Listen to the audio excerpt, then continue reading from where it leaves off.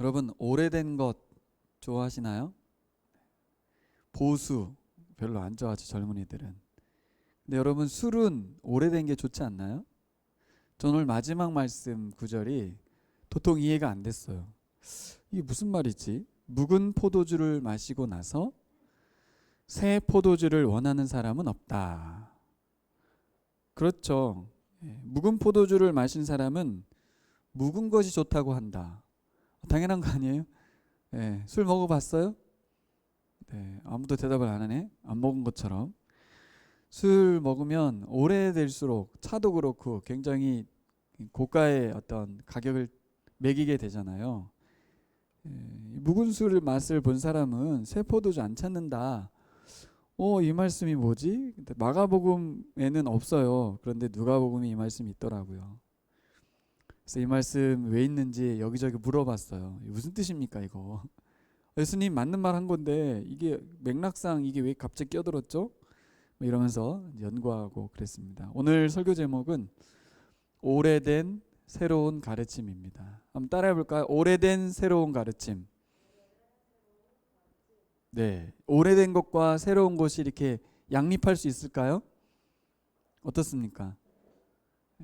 오래된 건 묵은 건 가고 새로운 것이 와야 되는 거잖아요. 그렇죠? 그런데 저는 오늘 제목 오래된 새로운 가르침으로 잡아보았습니다. 말씀을 통해서 여러분들이 이게 어떤 의미인지 좀 새롭게 다가왔으면 좋겠습니다. 오래된 것에 대한 맛, 그리고 오래된 것은 익숙하고 또 변화에 대한 새로운 도전은 우리에게 언제나 두려움을 줍니다. 제자들은 예수님의 새로운 가르침에 대해서 사람들이 환호하는 것에 대해서 굉장히 흥분했습니다. 정말 이전의 사람들이 가르치는 것과는 다른 권위가 느껴졌고 열광했습니다.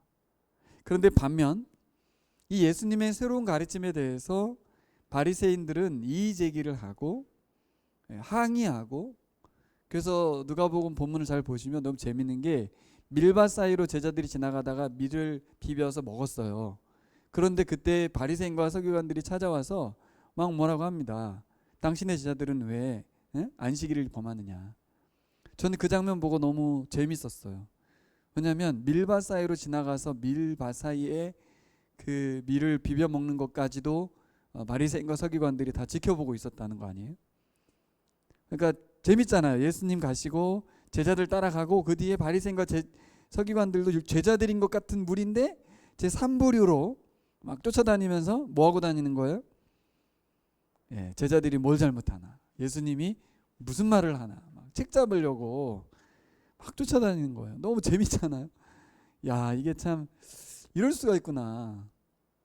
예수님이 새로운 가르침에 대해서 어떤 사람은 열광하고 어떤 사람은 책 잡으려고 막 쫓아다니는데, 저는 누가복음 읽으면서 오늘 본문이 제자에 대한 이야기인데 제자들이 아주 불편했겠다라는 생각이 들었어요.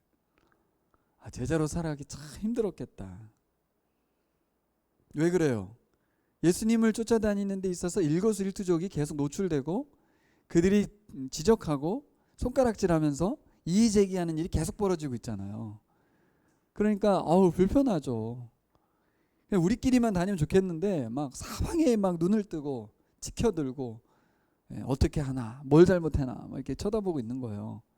마치 요즘 이 시대 세상의 사람들이 교회들이 뭘 잘못하나. 그래서 저기 친구 목사님이 경찰에 신고 왔다고 들어왔다고, 경찰이 교회 왔대요. 17명 있었대요, 수요 예배 때. 근데 사람들이 막 거기 예배 드린다고 막 신고가 들어와서 경찰도 어쩔 수 없이 왔다고 하면서 지금 막 사회에서는 교회가 뭘 잘못하나 눈에 불을 켜고 막 쌍심지를 켜고 고소하려고 마음 먹고 있어요. 제자들의 심기가 좀 이해가 되죠. 우리가 오늘도 뭐 마스크 쓰고 예배 드리고 있지만 사실 평상시에 마스크 안 쓰고 놀고 있는데 근데 주일날만 그분들을 위한 거죠. 그분들이 시험에 들지 않고 우리가 이렇게 법을 지킵니다. 참 어렵습니다. 제자로 살기가. 그렇지 않습니까?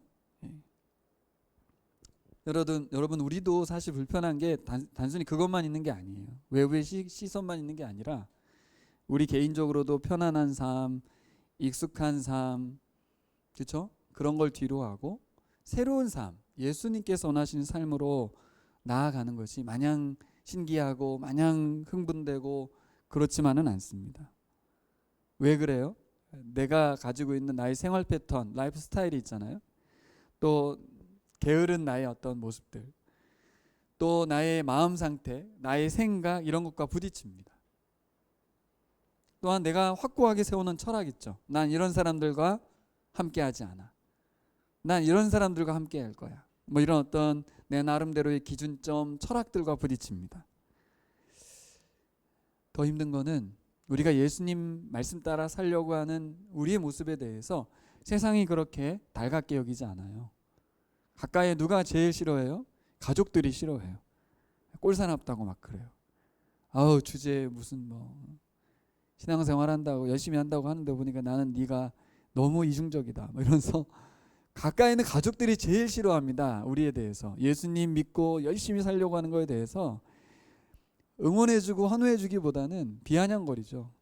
그래 얼마나 하나 보자 막 이런 마음들이 많아요. 얼마나 위축됩니까? 제자로 살기가 정말 위축됩니다. 오늘은 설교하기가 참 어렵네요. 조명이 저를 너무 강하게 비치고 있어서 눈부셔서 힘들어. 네. 이렇게 설교하는 것도 힘들어요. 너무 밝아서. 위에서 쐈으면 좋겠는데 눈높이에 쏘니까. 여러분들은 보기 좋으시죠? 네. 대답이 다 들리네. 좋다고. 네. 2021년 우리가 어떤 사람이 되어야 마땅한가라는 표어로 시작하고 있습니다. 사실 우리가 답을 모르는 게 아니에요. 잘 알고 있어요. 어떤 사람이 되어야 되죠? 예수님의 참 좋은 제자가 되어야 합니다. 그게 마땅하죠. 사실 우리가 알고 있는 답을 다시 되새기고 새롭게 해보자는 거죠. 우리가 모르고 있진 않지만 알고 있지만 우리가 정말 어떤 사람이 되어야 하지? 라는 이 질문을 통해서 근원적인 이 질문을 통해서 다시 새로워지고 싶은 것이죠. 여러분 어떻게 하는 것이 좋은 제자일까요? 어떤 모습으로 우리가 준비되어야 할까요? 예수님은 제자들에게 그리고 우리들에게 동일하게 말씀하십니다. 아주 오래된 새로운 가르침을 따라서 살아야 한다. 아주 오래된 새로운 가르침을 따라 사는 사람이 새로운 사람입니다. 오래와 새로운이 공존이 가능할까? 누가복음의 저자 누가는 이 오래된 새로운 가르침을 따르는 사람이 바로 그리스도의 제자라고 말씀하고 있습니다. 여러분 제자들은 오래된 가르침에 익숙한 사람들입니다. 여러분 우리가 잘 생각해 보세요. 제자들 유대인들이잖아요. 그 오래된 구약의 율법의 말씀을 잘 아는 사람들입니다. 그런데 예수님 제자들은 새로운 가르침을 따라 살아야 했습니다. 내가 알고 있었던 오래된 가르침과 새로운 가르침이 부딪히는 게 아니고요. 아주 오래됐던 그 가르침인 것 같은데 그 묵은 가르침을 예수님이 다시 꺼내서 똑같이 말씀하고 계신 거예요. 다른 말을 하고 있는 게 아니에요. 같은 말이에요. 그런데 예수님이 말씀하시니까 새로운 가르침이 됐어요. 이게 원리가 어떻게 될까요? 똑같은 말을 하고 있는 거예요. 다른 게 아니에요. 그런데 서양 사람들이나 바리새인과 서기관들이 볼 때는 전혀 다른 가르침으로 느껴졌어요. 하지만 사실 이 예수님의 가르침은 아주 오래된 하나님이 원래 말씀하셨던 그 말씀을 다시 하고 계신 거예요. 어떻게 이 오래된 것이 새 것으로 다가올 수 있을까? 전혀 다른 가르침이 아니고 사실 하나님께서 말씀하셨던 그 말씀이라는 것을 확인해야 되는데 이게 이제 바리새인과 서기관들에게는 안 다가온 거죠. 딴 얘기하는 걸로 들렸고 그 가르침이 맛이 없고 싫었던 거예요. 왜요? 묵은 포도주가 너무 좋거든요. 하지만 예수 그리스도를 따르는 사람들은 새로운 삶의 방식을 따릅니다. 그런데 그게 새 것인 줄 알았는데 오래된 거라는 거죠. 여러분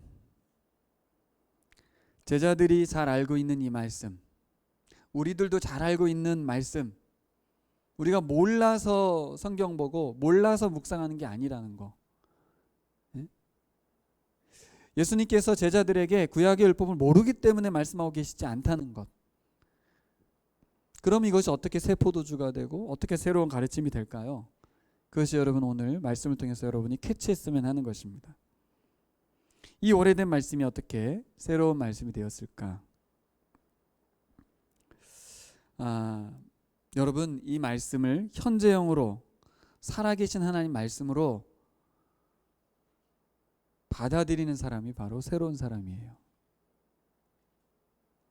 바리새인과 서기관들은 말씀을 오래전에 하신 말씀이고 무겁고 그래서 세월이 지나서 그것이 술처럼 무르익어서 정말 만고불변의 법칙이 되었는데 문제는 그 맛이 썩은 거예요.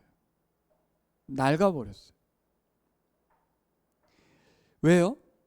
하나님이 지금 살아계심에도 불구하고 하나님이 살아계시지 않은 것처럼 2000년 전, 3000년 전, 4000년 전에 말씀하셨던 하나님으로만 자꾸 듣는 거예요. 그러니까 그 말씀을 어떻게 바꿨어요? 오래된 말씀. 그래서 그 정신, 그 마음을 오늘 말씀하시는 그 하나님의 음성으로 듣지 못하고 뭘로 들어요? 계속해서 옛날에 하나님 말씀하신 거예요. 그래서 지난 우리 금요일날 강의 때 그런 얘기 하셨죠. 이방신에게는 신전이 있다, 제사가 있었다, 그런 말 하잖아요. 제사장이 있었고요. 근데 개신교, 기독교에는 그게 없었어요. 그럼 뭐죠? 하나님이 지금 살아계시기 때문에 신전이 필요 없는 거예요. 살아계신 하나님께서 예수 그리스도가 오셔서 신이 여기 함께하고 계시니 신전이 필요 없었어요. 예수님이 돌아가시고 난 뒤에는 어떻게 됐어요? 성령님이 우리 안에 오셨기 때문에 신전이 필요 없어요. 하나님이 우리와 함께 하신다. 할렐루야. 예. 하나님이 우리와 함께 하신다. 만신전에 존재하지도 않는 신의 형상들을 만들어 놓고 신을 섬기는 게 아니라 지금 여기 우리와 함께 하시는 그 하나님을 섬기는 것입니다. 지금 여기 우리와 함께 하시는 그 하나님의 말씀으로 바꿔야만 새로운 가르침이 되는 줄 믿습니다. 현재형의 말씀으로 바뀌어야 되는 거예요. 자, 이건 어떤 의미예요? 바리새인과 서기관들이 말씀의 뜻대로, 말씀의 원리대로 살아내지 못했다는 뜻입니다. 제사드리듯 율법을 지키는 거죠. 예? 거기에 있는 조항만 지켜내는 거예요. 그냥 율법을 준수하는 것을 통해서 할 거 다 한 거예요. 근데 하나님의 말씀의 원리, 하나님의 말씀의 어떤 근본적인 정신들을 찾아내고 파악해내려는 노력이 없는 거예요. 그러니까 그 말씀 뭐예요? 종교적인 율법으로 전락되고 만 거죠. 근데 놀랍게도 예수님은 그 가르침의 권위가 있었어요. 사람들에게 충격을 줬어요. 산상수만 봐도 그렇잖아요. 뭐라 그래요? 원수를 사랑하라. 네 왼뺨을 치고 오른뺨을 돌려대라. 와. 누가 오리를 가자고 하면 십리를 가라. 너무나도 과격한 요구를 하시죠. 여러분, 이 예수님이 이런 말씀을 주실 수 있었던 이유가 뭔지 아세요? 그것은 바로 그 오래된 말씀을 자신의 삶의 자리에서 살아내시는 것을 보여주셨기 때문에 그랬습니다.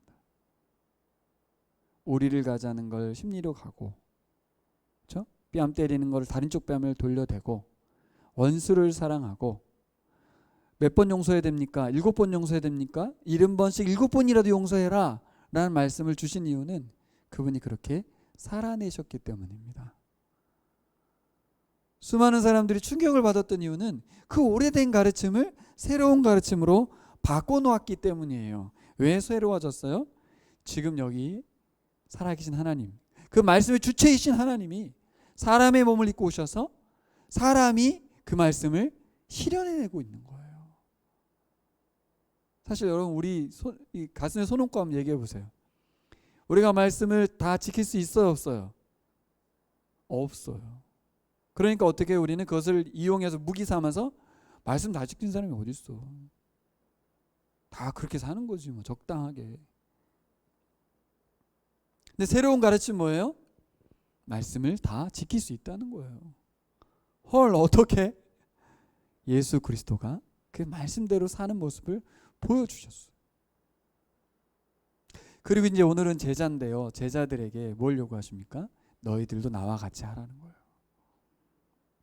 그래야 내 제자라는 거예요. 그러면 당시에 12명에게만 이 요구가 주어졌겠어요? 우리들에게도 동일하죠. 동일하게 어떻게 해요? 제자들처럼 예수님 그대로 하신 그대로 따르라는 거죠. 그런데 여러분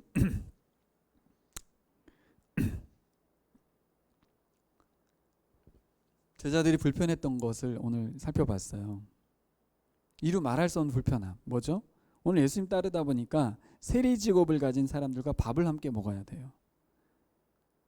그것도 세리들과 죄인들이 너무 많아요. 한 명도 아니고 너무 많은 곳에 가서 마치 범죄자들이 득실거리는 그 감옥에 들어가서 밥을 먹는 그런 분위기였을 것 같아요. 제자들의 생각에 나는 저들과 달라. 난 죄인이 아니야. 근데 예수님은 뭐라고 말해요? 너희는 저들하고 같아. 다르지 않아. 오히려 의인들은 나를 거부하고 저들처럼 죄인들만이 나를 따르니까 너희들이 나를 따른다는 건 뭐냐? 너희는 죄인이야.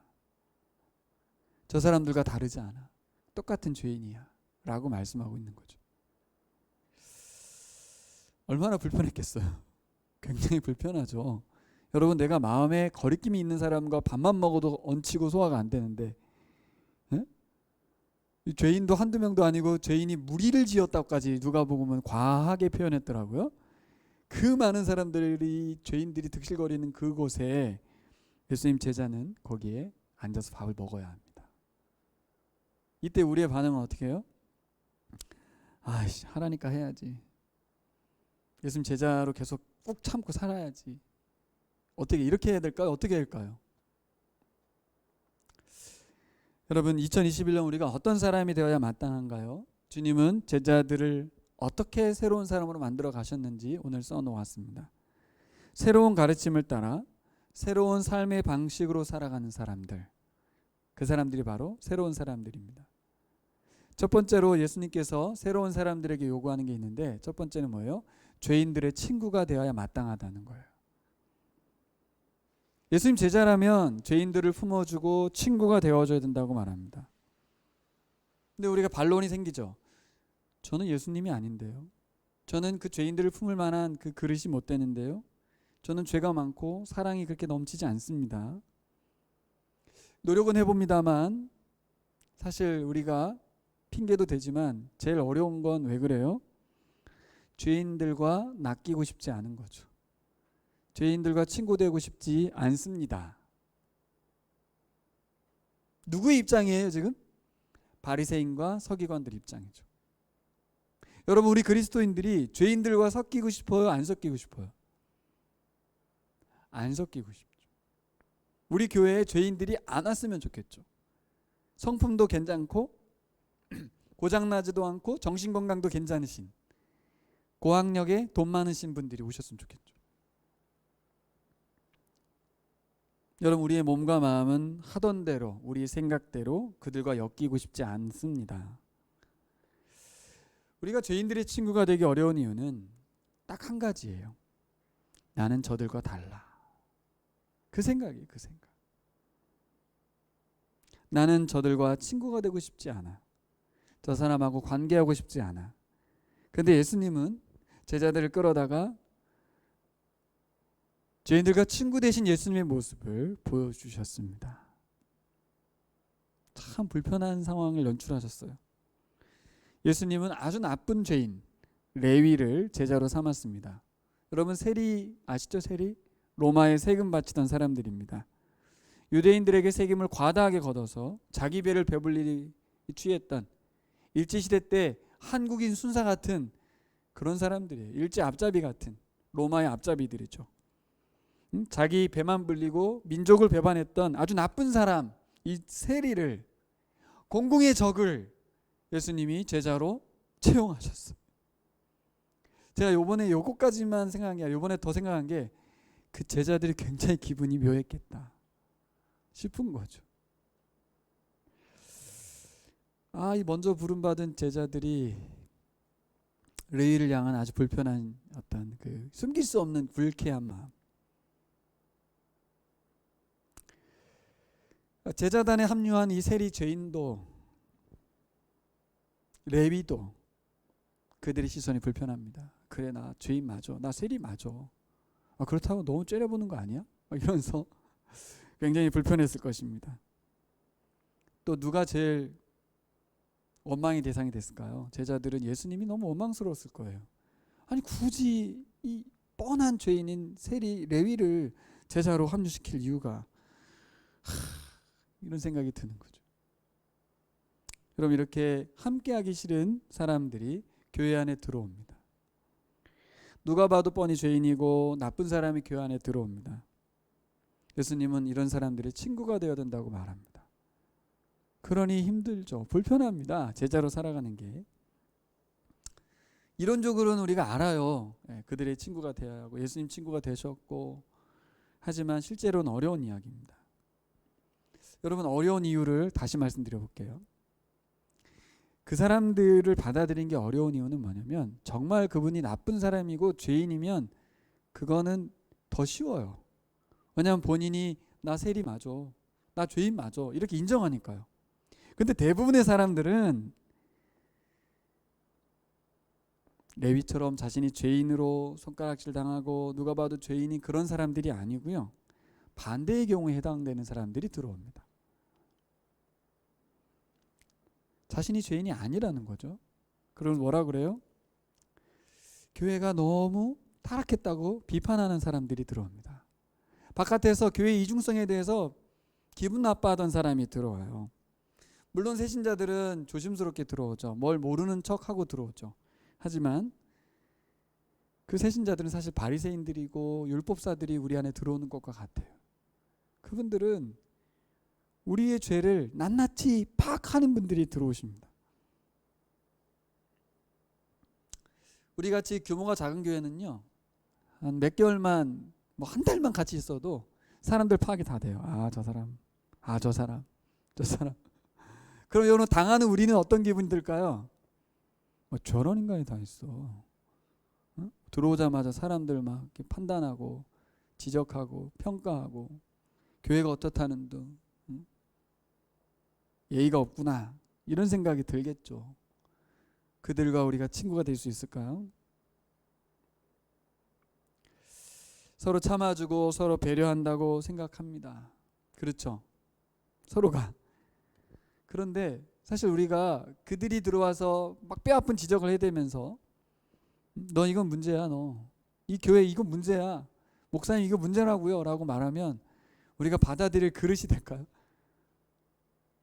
너 나가 이렇게 하지 않겠어요? 어떻게 해야 되냐는 거죠. 그러니까 제자들이 불편한 거나 우리가 불편한 거나 크게 다르지 않아요. 새로운 사람이 들어오는 건 너무 불편해. 우리끼리 살았으면 좋겠어. 예수님은요, 불편해하는 제자들의 마음도 몰라주고 두 번째 요구를 하십니다. 죄인들과 친구가 되라가 아니고 그걸 넘어서 그들과 밥을 같이 먹으라고. 죄인들의 잔치에 참여하라는 거예요. 가족이 되라는 뜻입니다. 친구가 아니야. 친구는 적당한 선을 그을 수 있는데 가족이 되라는 거예요. 그들과 함께 먹고 마시고 잔치에 참여해야 마땅하다는 거예요. 헐, 그건 정말 할 수 없습니다, 하나님. 그건 아닌 것 같습니다. 제가 예배도 같이 드릴 수 있고 목장 모임도 할 수 있고 다 할 수 있는데 매번 같이 밥을 먹는 건 아닌 것 같습니다. 아주 불편한 상황을 만들었어요. 예수님이 레위 집에 이제 제자들이니까, 제자 다니니까 밥 먹으러 갔어요. 근데 이 레위가 돈이 많을 거 아니에요. 그랬더니 잔치를 벌였어요. 그랬더니 꾸역꾸역 몰려드는 사람들이 다 누구예요? 누가 왔어요? 세리들이 막 몰려드는 거예요. 그리고 거기 세리 외에 죄인이라는 표현이 나왔는데 그 죄인이 누군지는 잘 모르겠는데 죄인들, 누가 봐도 죄인인 뻔한 죄인들이 몰려들었어요. 그래서 잔치가 벌어졌어요. 여러분, 밥을 먹는다는 것의 의미는 그들을 친구가 아닌 가족의 일원으로 받아들인다, 그런 의미가 있습니다. 이 어쩔 수 없는 상황, 피할 수 없는 상황, 좌불안석, 예수님 때문에 세리들, 죄인들과 강제 친구가 되었고 강제 가족이 되어버렸어요. 갈수록 태산이죠. 여러분, 우리가 마땅히 어떤 사람이 되어야 하는가? 죄인들의 친구, 죄인들의 가족이 되어야 된다고 말하고 있습니다. 몰라요, 여러분? 다 아시죠? 오늘 제 말씀 묵었다니까요. 이게 전혀 새롭게 들리지 않아요. 모르냐고요, 여러분. 우리가 그걸, 예수 믿는 사람들 다 그래야 된다는 거 왜 몰라요? 다 알지. 여러분, 밥도 먹을 수 있어요. 다 양보할 수 있어요. 예수님 제자로 살아갈 수 있어요. 근데 올 것이 왔습니다.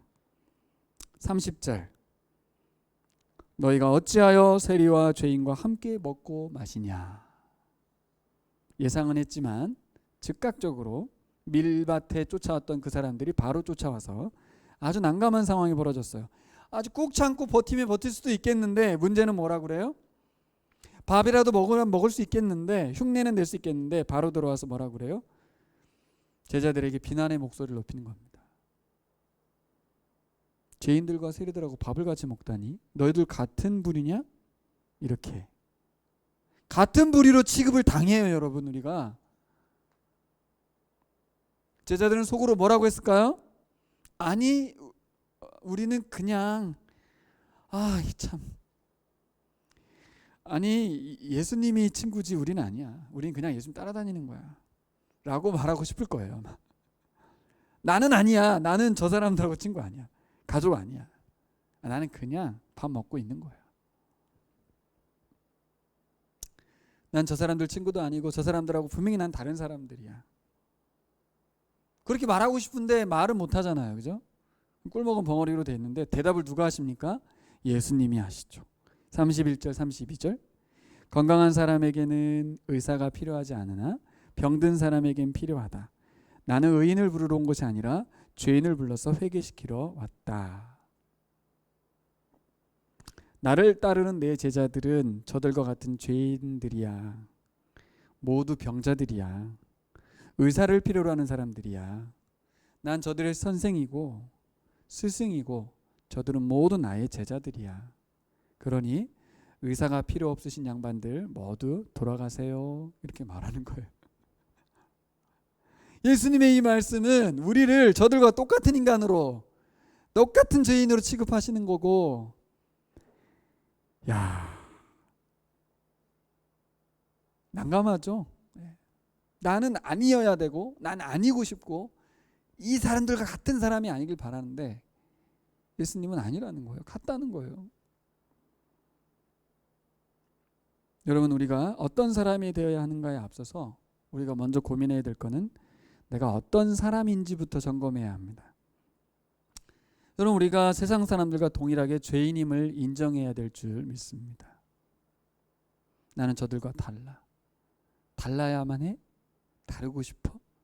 저들과 함께하고 싶지 않아? 이런 모든 생각을 하고 있는 바리새인과 율법사들과 종교 지도자들과 별반 다를 것 없는 죄인임을 인정해야 합니다. 여러분, 우리가 죄인임을 인정한다는 건 뭘까요? 저들과 다른 사람, 난 저들처럼 심각한 죄를 지은 사람은 아닌 사람, 난 그래도 좀 나은 사람이라는 생각, 그걸 내려놓아야 됩니다. 그래야만 세상 사람들의 친구가 될 수 있습니다. 그래야만 세상 사람들과 함께 먹고 마시며 살아갈 수 있습니다. 예수 그리스도께서 죄인들을 위한 잔치를 벌이신 내용이 누가복음에는 많이 나옵니다. 제가 영상 올린 거 보셨는지 모르겠지만 세븐결 플러스 김혜원 목사님 강의에 보면 몇 가지 주제를 다루셨는데 죄인들에게 베푸시는 잔치에 대해서 다루셨고 여자들에 대해서 다루셨는데 그 성령에 대해서도 다루셨는데 이게 좋더라고요. 잔치. 누가복음 15장은 돌아온 둘째 아들을 위해서 아버지가 살찐 송아지를 잡아서 동네 잔치를 베풀어 주셨습니다. 하지만 형은 그 잔치에 참석하기를 거절합니다. 그러면서 아버지에게 항변하죠. 아버지, 저한테는 염소 새끼 한 마리도 잡아주지 않았잖아요. 큰아들은 집안에서 아버지와 함께 살면서도 아버지와 함께 있는 은혜, 아버지께서 베푸시는 사랑을 누리지 못했습니다. 늘 마음에 불편한 마음이 한가득이었습니다. 매일 아침 둘째 아들을 찾겠다고 동구 밖에 가서 하염없이 시간을 보내는 아버지가 너무너무 싫었습니다. 아버지는 큰아들이 같이 먹고 마시며 잔치에 참여해 주기를 바랬습니다. 큰아들은 어떻게 해야 이 잔치에 참여할 수 있을까요? 여러분, 우리도 비슷할 수 있어요. 아버지와 함께 살고 있고 먼저 예수님 믿고 주 예수 그리스도의 피값을 세우신 교회 일원이 되어서 너무나 큰 은혜와 사랑을 받아 누리고 있으면서도 온갖 불평과 원망 속에 도대체 하나님은 뭐 하시냐고, 웬 쓸데없는 생각만 하고 계시다고, 그 돌아간 동생 새끼 안 돌아오면 좋겠다, 죽어버렸으면 좋겠다 이 생각하고 있는데 아버지는 하염없이 나는 안 쳐다보고 웬 신경을 딴 데다만 두고 계신 그 아버지가 너무 싫은, 아버지와 함께 살고 있는 은혜, 우리 안에 하나님이 임마누엘 하신 은혜, 내가 예배드릴 수 있는 사람, 영적인 감각이 깨어나서 복음을 깨닫게 되고 하나님 은혜 안에 살아가고 있는 어떤 이 큰 은혜를 잘 모르는 거죠. 바리새인과 율법사들은 어때요? 그 오래된 율법을 달달달달 암송해서 하나님이 어떤 분인지 알고 세상 유일한 창조자요 구원자요 세상 주권자임을 아는 우리들이 그 하나님의 사랑을 받아 누리면서도 하나님의 사랑이 저들에게 흘러가지 않기를 이 틀어막고 우리 안에 가득하기만을 바라는 욕심쟁이 큰아들로서 살아가는 것과 다름이 없습니다. 여러분, 친구가 되라고 가족이 되라 했는데 어떻게 가능해요? 이게 가능합니까? 들으면서도 여러분 속으로 다 답 알고 있잖아요. 목사님 아무리 그렇게 묵은 이야기를 하셔도 새로운 이야기로 들리지 않습니다. 목사님이 한번 해보시죠. 그런 교인은 없겠지만 제가 지난 금요일날 여러분에게 사과 아닌 사과를 했잖아요. 한국 개신교회가 가지고 있는 가장 큰 어려움은 목사님만큼만 하려고 하는, 목사님의 지도와 목사님의 방향에만 책임을 지우려 하고 교인들은 그냥 말 그대로 평신도, 다른 말로 하면 병신도라고 하죠. 그냥 약한 병자처럼 주어지는 것만 먹고 이끄는 대로만 가는 그런 착한 양떼로만 살려고 하는 거예요. 근데 그가 누구를 섬겨야 되는 거예요? 원래 예수 그리스도를 섬겨야 되죠. 예수님의 제자여야만 합니다. 예수 그리스도께서 말씀하시는 바에 대해 순종하려고 하지 않고 끊임없이 목사님의 한계에 갇히려고 하는 거예요. 저는 개인적으로 개척 나오면서 우리 교우들과 함께 같은 생각이에요. 저보다 훨씬 나은 분들이다. 이건 농담이 아니고 진짜로 착하고 순수하며 재능도 많고 열정적인 분들이에요. 제가 잘하는 복음 전하는 것과 말씀 전하는 것 외에 모든 것을 다 우리 교인들이 더 잘하잖아요. 예수님께서 여러분들을 제자로 삼으셨다는 것에 대해서 다시 한번 생각해 보시기 바랍니다. 우리가 어떤 사람이 되어야 마땅한가? 그리스도의 제자가 되어야 될 줄 믿습니다. 어떻게 그러면 제자로 살아갈 수 있을까요? 마지막으로 여러분들에게 드리고 싶은 말씀은 새 시대를 살아가시기 바랍니다. 따라 볼까요? 새 시대를 살아가야 마땅합니다. 네, 자꾸 우리가 이 대한민국만 살려고 하고요, 오늘만 살려고 하는데 시처의 책을 보니까 회복력 있는 신앙에서 예수님 만난 그들은 새로운 시대를 살더라고요. 로마 황제의 통치의 시대, 당시 세계의 BC 이제 1년, 2년, 3년 그 시대를 사는 게 아니라 하나님 나라의 새로운 시대를 살고 있더라고요. 그래서 김 목사님과도 통화를 했는데요. 지금 우리와 뭐가 다를까 생각해 보니까 그 당시에 어떤 신에 대한 어떤 생각이 만신전이 있고 당시의 종교적인 분위기가요. 그 신에 대한 제사와 헌신이 강했던 시대잖아요. 근데 그때 어때요? 신이신 하나님이 사람이 되어 이 땅에 온 거 아니에요. 그리고 실제 예수는 사람이 되어서 3년간 살면서 그렇죠? 신이 사람이 되고 그래서 그 신이 사람들을 사랑하고 희생하고 대신 죽고 우리를 신인으로 만든 거예요. 그분과 하나 되도록 만든 거예요. 그러니까 그리스도인들은 어떤 사람이 된 거예요? 당시의 어떤 종교적인 관념으로 보면 신을 숭배해야 되는 신의 노예와 같은 우리들이었는데 인간에 대한 자아상이 엉망이었는데 당시 예수 그리스도는 파격적으로 예수 그리스도께서 여자들을 품으시고요. 여자들을 인간으로 존중해 주시고요. 노예들을 품어주시고요. 이 세상에서 꿈꿀 수 없었던 가난한 자들을 돌보시고요. 병자들을 죄인들을 찾아가시고 그들과 밥을 먹어 가족이 되어주셨단 말이에요. 단순히 그가 훌륭하고 멋있는 성인이라서가 아니라 하나님이 신께서 유일한 창조주께서 사람이 되어주셔서 우리와 함께 하셔서 사랑을 베풀어 주셨다는 거죠.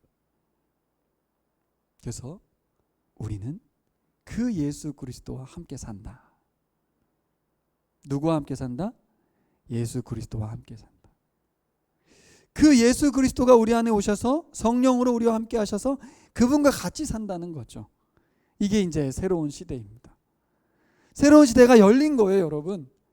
나에 대한 정체성도 달라졌고 시대가 바뀐 거예요. 이전에는 어떻게 했어요? 막 피해 제사를 드렸어야 됐고, 그렇죠? 여러 가지 종교 지도자들의 억압 속에 살아야 했고, 인간의 어떤 존중도 받지 못했던 그들이 참 사람 대접을 받은 거예요. 삭개오가 왜 변화됐어요? 자신을 사람으로 인정해 준 최초의 사람이라서. 나의 죄를 막 드러내고 막 지적해 가면서 하는 게 아니라 우리 집에 와서 같이 잤다니까. 예수가 또 다른 세리였던 삭개오 집에 가서 잤어요. 가족이죠, 가족. 새로운 시대는 언제 열렸어요? 누가복음 4장 18절 주님의 영이 내게 내리셨다. 주님께서 내게 기름을 부으셔서 가난한 사람에게 기쁜 소식을 전하게 하셨다. 주님께서 나를 보내셔서 포로된 사람에게 해방을 선포하고 눈먼 사람들에게 눈뜸을 선포하고 억눌린 사람들을 풀어주고 주님의 은혜의 해를 선포하게 하셨다. 예수께서 새로운 시대를 시작하셨고 지금 이미 이루어지고 있다라고 말씀하신 거죠. 누가복음의 기록은 바로 그것들을 기록해주고 있는 것입니다. 새로 시작된 새 시대가 열린 것을 보여주고 있는 거죠. 5장 39절 묵은 포도주를 마시고 나서 새 포도주를 원하는 사람은 없습니다. 묵은 포도주를 마신 사람은 묵은 것이 좋다고 합니다. 여러분, 사람들은 익숙한 거, 편안한 거에서 새로운 곳으로 이동하기를 싫어합니다. 더구나 술이라면 더 그렇겠죠. 묵은 것이 더 좋고 또 그것에 길들여져 있습니다. 옛사람들, 나의 옛 자아는 유대의 율법, 세상의 원리에 길들여져 있습니다. 예수님이 말하는 죄인들과 어울려 밥을 먹고 가족이 되는 이 새로운 가치, 새로운 기쁨을 이해할 수 없습니다. 그게 왜 그렇게 해야 되고 그게 왜 좋은 거지? 이걸 잘 모릅니다. 왜요? 더 좋은 게 있거든요. 이미 나에게 전부인 게 있거든요. 나의 인생이 있고 나의 가치가 있고 나의 생각이 있고 묵은 술을 가득 갖고 있는 우리 입장에서 이걸 다 버리고 새로운 술인 새 포도주를 받아들일 수는 없습니다. 그런데 예수님이 놀라운 제자 훈련을 하셨죠. 강제로 친구로 강제로 가족을 데려와서 어떤 한 사람이신 예수가 그들과 진짜 친구가 되어주시고 진짜 밥을 먹으시며 새 포도주를 마시게 보여주신 거죠. 맛보게 하신 거예요. 언제 깨달아요? 언제? 성령이 임한 이후에.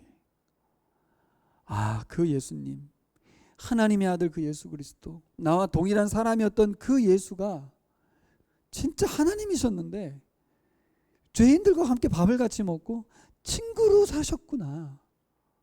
가족이 되어주셨구나. 그때 그들의 변화를 내가 봤어. 절대로 변화되지 않을 것 같은 세리들이 회개하고 돌이켜서 자신의 전 재산의 절반을 떼어주고 도색한 걸 다 갚아버리고 엄청난 일이 있었지. 여러분, 예수 그리스도의 가르침은 너무나 새로울 뿐더러 전혀 다른 맛을 냈습니다. 바리새인과 율법사들에게는 예수님의 가르침이 전혀 관심이 없습니다.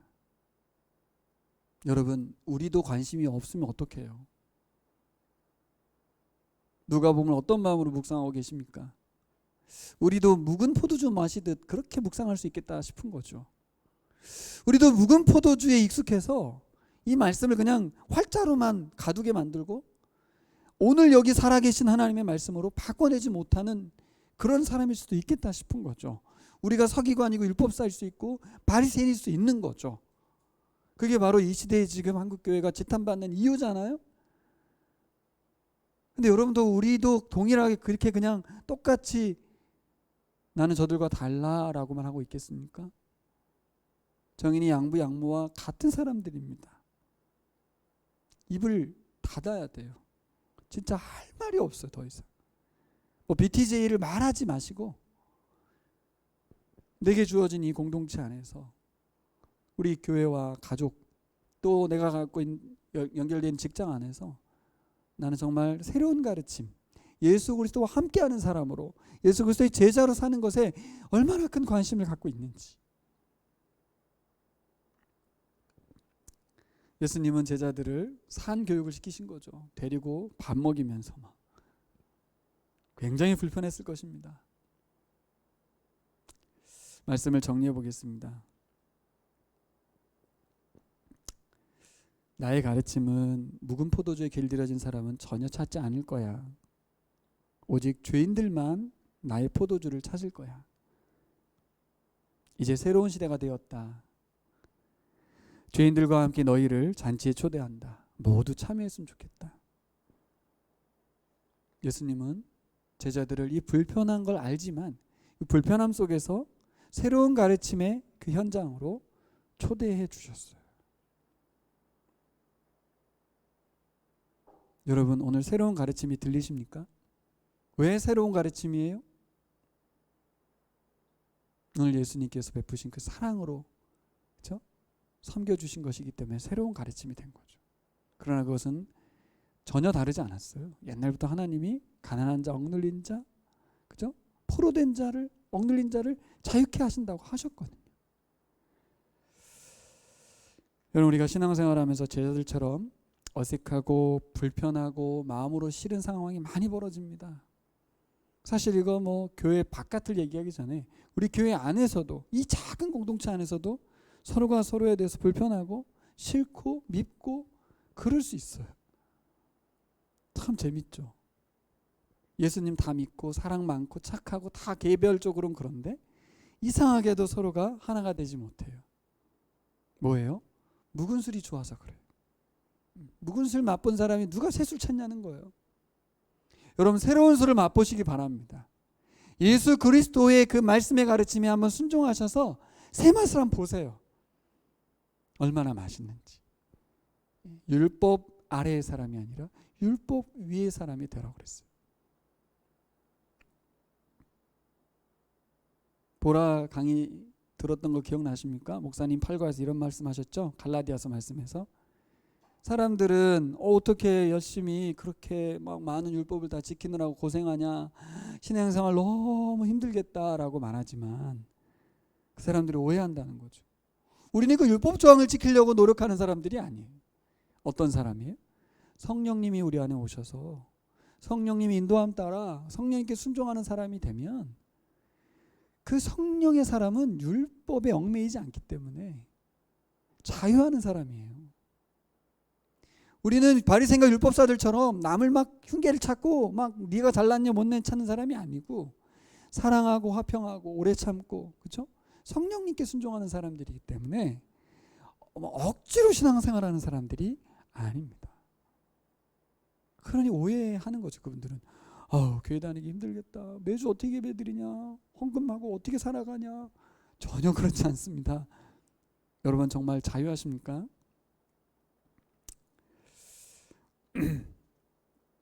여러분 예수님과 함께 같이, 오늘 마지막 이 말씀 드리고 싶어요.